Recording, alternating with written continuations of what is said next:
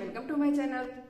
Friends, આજે આપણે જે ડિઝાઇન જોવાના છીએ તે તમે ખૂબ જ ઓછા સમયમાં બનાવી શકશો અને આ સ્લીવ ડિઝાઇન 3/4 સ્લીવ અથવા તો ફૂલ સ્લીવ તેમાં વધારે સારી લાગે છે। આપણે અત્યારે આ ડિઝાઇન 3/4 સ્લીવમાં બનાવીશું, તો તેના માટે આ 3/4 સ્લીવનું કટિંગ કરી લીધેલું છે। ફ્રેન્ડ્સ, તમને સ્લીવ કટિંગમાં પ્રોબ્લેમ થાય છે તો સ્લીવ કટિંગનો ફૂલ વિડીયો આગળ આપેલો છે, જેમાં ખૂબ જ ડિટેલથી સમજાવેલું છે કે સ્લીવ કટિંગ કેવી રીતે કરવું પરફેક્ટ રીતે અને ઇઝી રીતે બતાવેલું છે, અને આ જે શેપ આપવાનો હોય તે કેવી રીતે ઇઝી રીતે આપવો। માટે તમારાથી પણ સ્લીવ પરફેક્ટ ન બનતી હોય તો તમે તે વિડીયો એક વખત જોઈ લેજો।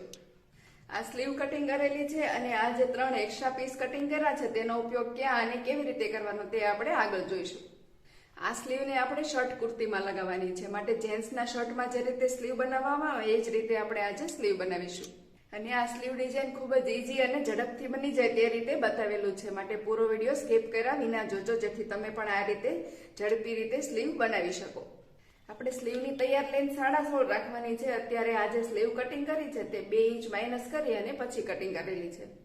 સૌપ્રથમ આપણે સ્લીવમાં પ્લેકેટ્સ પટ્ટી બનાવીશું। તેના માટે આ જે 2 પીસ છે તેની લંબાઈ મેં 5.5 લીધેલી છે અને પહોળાઈ 3 ઇંચ લીધેલી છે। પ્લેકેટ્સ પટ્ટી પાછળના ભાગમાં બનાવવામાં આવે છે, આ આગળનો ડાઉન કરેલો ભાગ છે।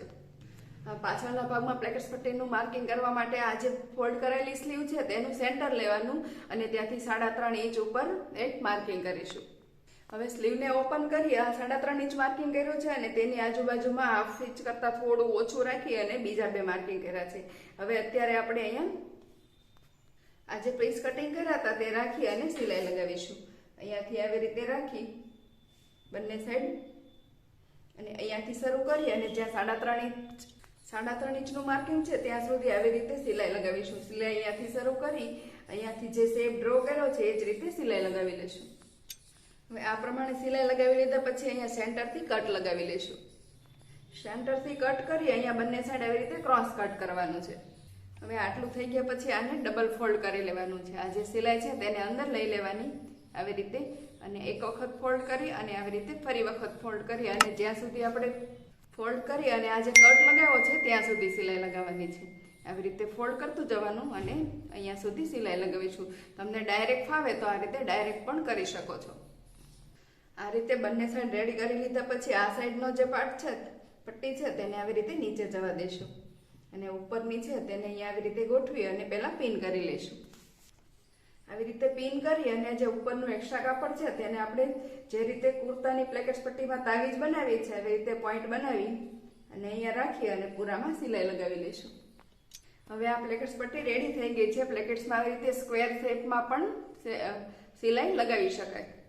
હવે જે સ્લીવનો નીચેનો પાર્ટ છે તે અત્યારે નથી લગાવવાનો, પહેલા સ્લીવને કુર્તી જોડે જોઈન્ટ કરી લઈશું અને સાઈડ ફિટિંગ કરી લઈશું અને પછી આ લગાવીશું। કુર્તી જોડે સ્લીવ લગાવી અને આવી રીતે સાઈડ ફિટિંગ પણ કરી લીધેલું છે। હવે નીચે કફ કેવી રીતે બનાવવાનો તે જોઈ લઈએ। કફ બનાવવા માટે જે કાપડ લીધું છે તે આમ 11.5 છે અને અહીંયા 5.5 છે। હવે આને એક સાઈડથી આવી રીતે ફોલ્ડ કરી અને સિલાઈ લગાવી લઈશું। એક સાઈડ ફોલ્ડ કરી લીધા પછી આવી રીતે ડબલ ફોલ્ડ કરી લઈશું। જે નીચેનું કાપડ છે તે જે ફોલ્ડ કર્યું છે ઉપરનું તેટલું બહાર રાખી અને બંને સાઈડ સિલાઈ લગાવી લઈશું। હવે આને રાઈટ સાઈડ પલટાવી અને બંને કોર્નર વ્યવસ્થિત કરી લઈશું। આવી રીતે રાઈટ સાઈડ પલટાવી લેવાનું અને કોર્નર વ્યવસ્થિત કરી લઈશું। હવે આટલું રેડી કરી લીધા પછી આ જે નાનો ભાગ છે ફિટિંગ સાઈડનો ત્યાંથી શરૂ કરીશું સિલાઈ લગાવવાનું। આવી રીતે જે રીતે આપણે કોલર લગાવીએ એ જ રીતે અહીંયાથી સિલાઈ શરૂ કરી અને છેક અહીંયા સુધી લગાવવાની અને આ જે કાપડ બચે તે આ સાઈડ અહીંયા નાની એવી પ્લીટ્સ લઈ લેવાની।